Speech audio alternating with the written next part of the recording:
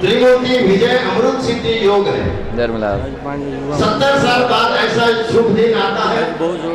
ज्योतिष शास्त्र की नजर से आज का महत्व सूर्य चंद्र ग्रह गुरु पुष्य नक्षत्र और रविवार का मिलन हो रहा है। और ऐसे समय में भले भूमिया जी दादा की आरती का चढ़ावा ऐसा ठंडा चले तो कैसे वीरो मंगलम गौतम प्रभु मंगलम स्थूलिभद्राध्या जैन धर्मोस्तु मंगलम श्रवण धर्मोस्तु मंगलम जिन शासनोस्तु मंगलम।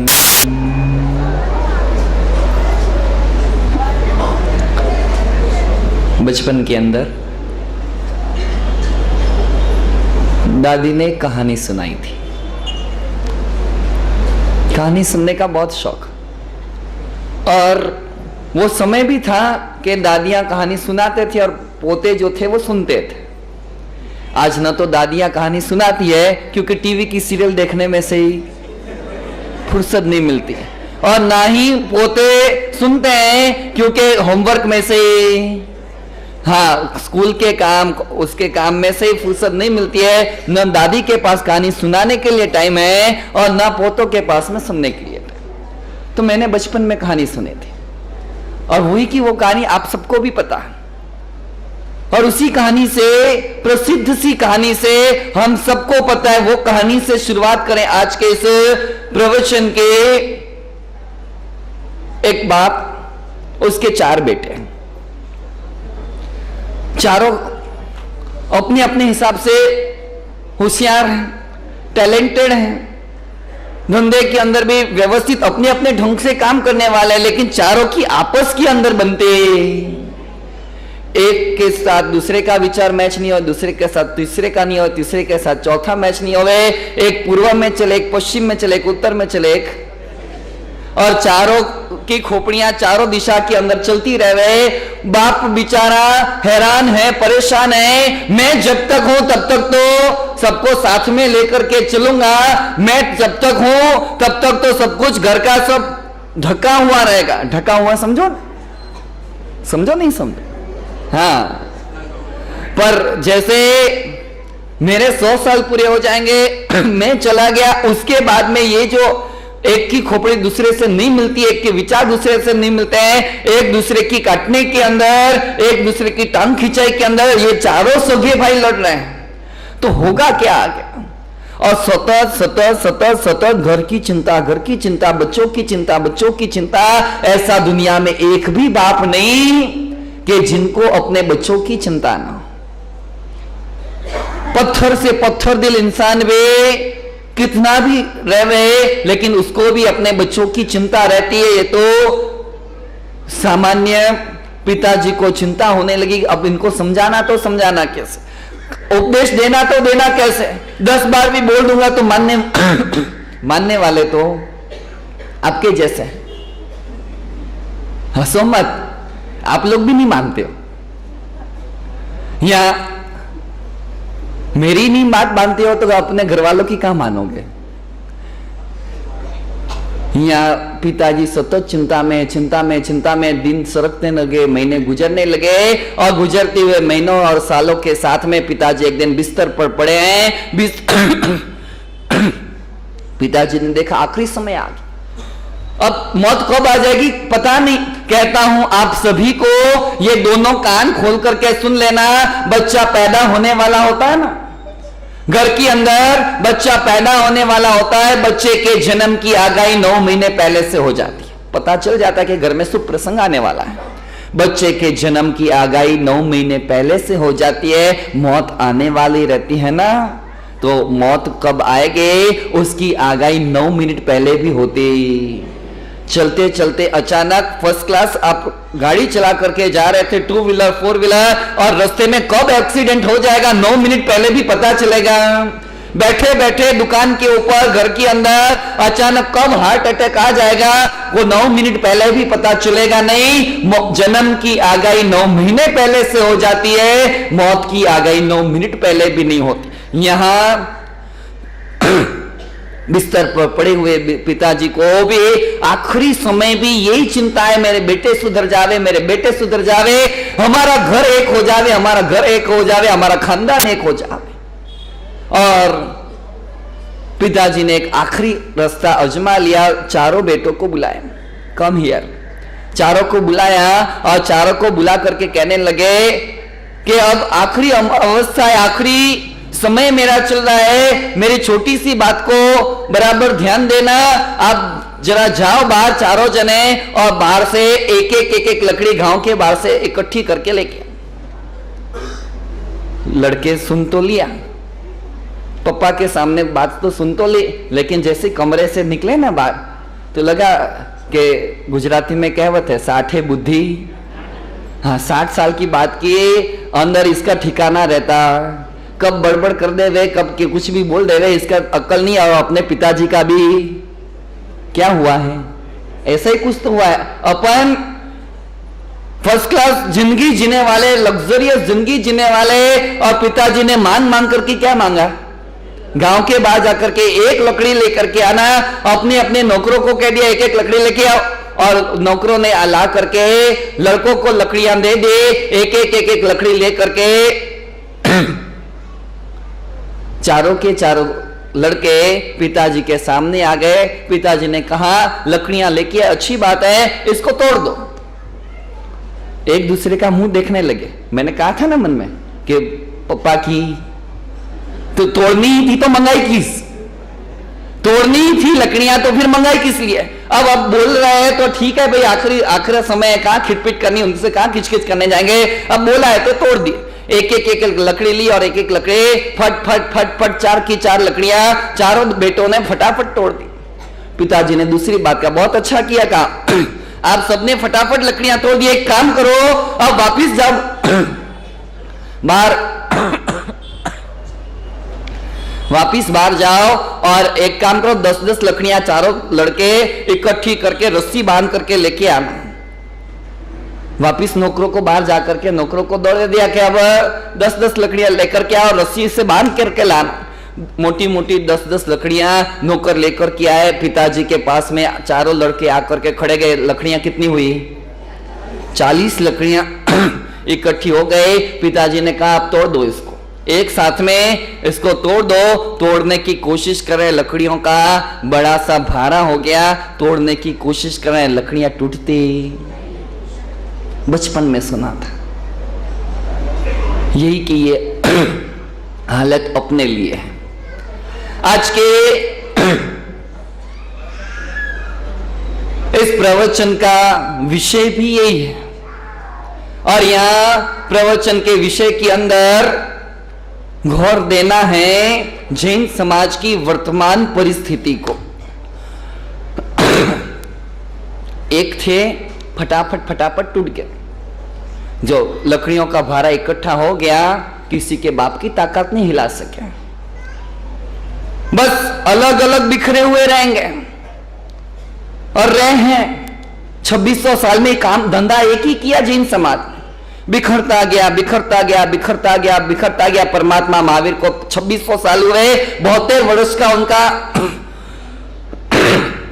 इस पृथ्वी का आयुष्य निकाल दो। पहला विघटन हुआ जैन संघ के अंदर भगवान महावीर के 600 साल के बाद में। ये परमात्मा महावीर के द्वारा स्थापित किया गया जैन संघ 2 हिस्सों के अंदर विभाजित हो चुका। पहला हिस्सा श्वेतांबर संघ और दूसरा हिस्सा बना दिगंबर संघ। और समय गुजरा, श्वेतांबर संघ के अंदर अलग अलग गच्छ शुरू हुए, खरतर गच्छ, अचल गच्छ, तपा गच्छ, पार्श्वचंद्र गच्छ और 84 गच्छ हो गए। दिगंबर संघ के अंदर भी मूल संघ सरस्वती गच्छ, तारणपंथी, 12 पंथी, 20 पंथी, 13 पंथी। 13 पंथी खाली अलग फिरका ही नहीं है, दिगंबरों में भी एक संप्रदाय है 13 पंथी। आचार्य विद्यासागर जी तेरापंथी हैं, दिगंबर के आचार्य, जिनका अभी इस साल विदिशा चतुर्मास है एमपी के अंदर।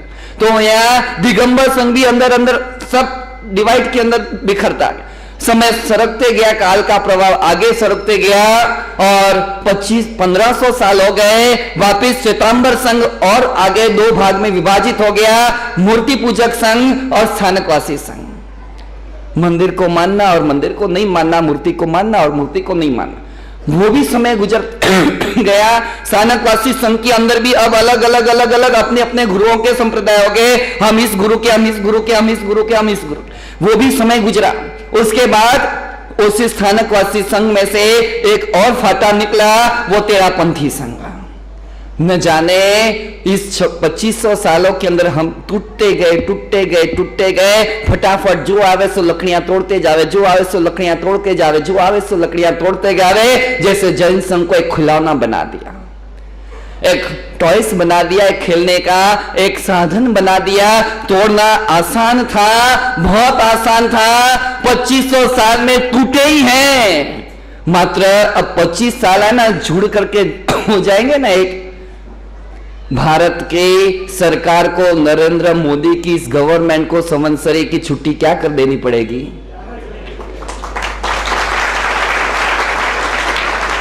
आज ताली बजाने के लिए नहीं बुलाया है, आज हंसी मजाक की बात भी नहीं करनी है मुझे।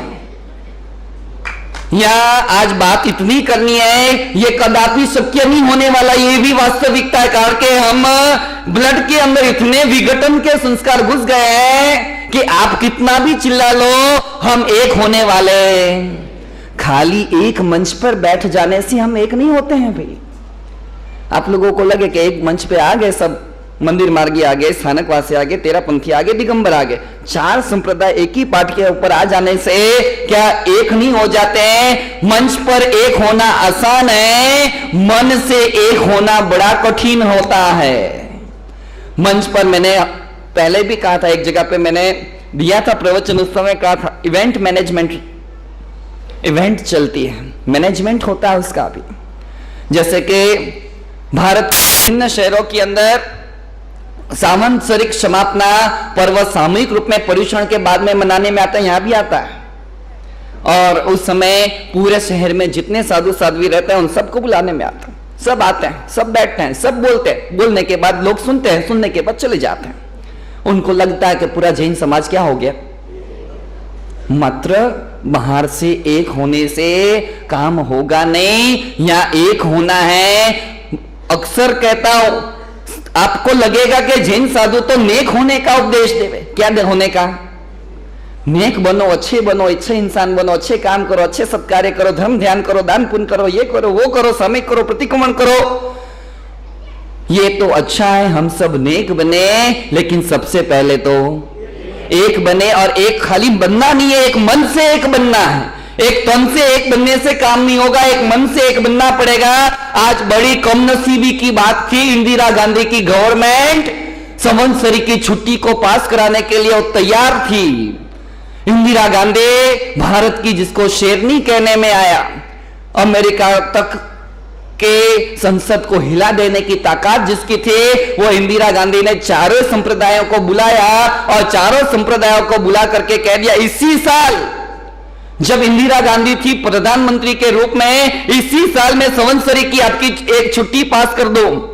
कमनसीबी है, ईद की छुट्टी मिलती है, मुहर्रम की छुट्टी मिलती है, दशहरा की छुट्टी मिलती है, दिवाली की छुट्टी मिलती है, बाकी सब त्योहारों की हमको छुट्टियां मिलती हैं। हमारा जो पूरे साल का सबसे महत्व के 8 दिन पर्युषण पर्व, और उस पर्युषण का भी सबसे आखिरी का महत्व का दिन, कितना भी नास्तिक में नास्तिक व्यक्ति हो, धर्म ध्यान पूरे साल भर में नहीं करने वाला रहे, वो भी कम से कम 8 दिन तो आवे। और 8 दिन भी ना आवे ना, 7 दिन, तो आखिरी के दिन तो कम से कम मंदिर दर्शन करने के लिए, स्थानक के अंदर गुरु वंदन करने के लिए कम से कम 1 मिनट के लिए तो आ ही जाता है। और इंदिरा गांधी ने पूछा कि आप इस साल संवत्सरी आपके डिक्लेयर करती हो छुट्टी, अभी सरकार का रूल लागू कर देंगे, आपकी संवत्सरी आती कौन सी डेट का है वो बता दो जरा मुझे। क्या बोले? मंदिर वाले अपनी संवत्सरी बताएंगे, स्थानक वाले अपनी बताएंगे, तेरापंथी अपनी बताएंगे, दिगंबर तो कहेंगे हमारी तो संवत्सरी कब आती है। और उस समय आज भी वो स्टेटमेंट दिमाग के अंदर फिट कर देना, चारों ही संप्रदाय के टॉप लेवल के लोग, उद्योगपति जगत के जिसको कहने में आवे, एक टॉप लेवल की हस्तियां चारों संप्रदाय की जब दिल्ली के अंदर उनके स्थान पर इकट्ठी हुई थी, ये इंदिरा गांधी ने इंसल्ट कर दिया था, नाक काट दिया था। आप पहले चार तो आपस में एक हो जाओ, चार आपस में एक होकर के आओ, यूं ही संवत्सरी की छुट्टी मिलने वाले।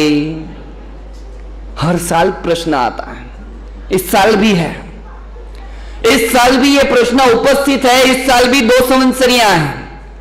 एक के प्रशिक्षण 22 तारीख से शुरू होंगे, 22, 23, 24, 25, 26, 27, 28 और 29 को एक की संवत्सरी आएगी। और दूसरी परंपरा चालू होगी जिसके प्रशिक्षण पर्व 23 से शुरू होंगे और संवत्सरी 29 की संवत्सरी आएगी, 30 की संवत्सरी आएगी। हमेशा के प्रश्न है, न हम एक हो सकते हैं और इसलिए न छुट्टियां मिल सकती है। छुट्टी की बात नहीं है, छुट्टी की बात भी करनी नहीं है, चलो हॉलीडे वैसे ही ले लिया एक दिन। बात तो इतनी करनी है कि हम 8 दिन के प्रदूषण क्यों मना, 9 दिन के नहीं मना सकता। 22 तारीख से पर्यूषण किसी भी संप्रदाय के चालू होने वाले XYZ, वो 22 तारीख से पर्यूषण शुरू हो रहे हैं और पर्यूषण XYZ संप्रदाय के 30 तारीख को पूरे हो रहे हैं। तो क्या हम 9 दिन के पर्यूषण नहीं मना सकते? लेकिन बीच में रोड़ा डालते हैं जैन कुछ संत, कुछ आचार्य, कुछ संत वो बीच में डालते हैं कि अरे संवत्सरी के प्रतिक्रमण 2 थोड़ी करते हैं। और आपके लोगों के जो श्रावक वर्ग है बिल्कुल कोड़ी पार्टी के जैसा है, जैसा गुरु महाराज ने बोला ऐसा करना है। और यहां से धर्मा स्वामी की पार्ट से डिवाइडेशन करने की प्रक्रिया शुरू हो जाती है। आप तो इसको वाले हो, आपको तो ये करना है, अपने ये करना है, अपने को ये करना है।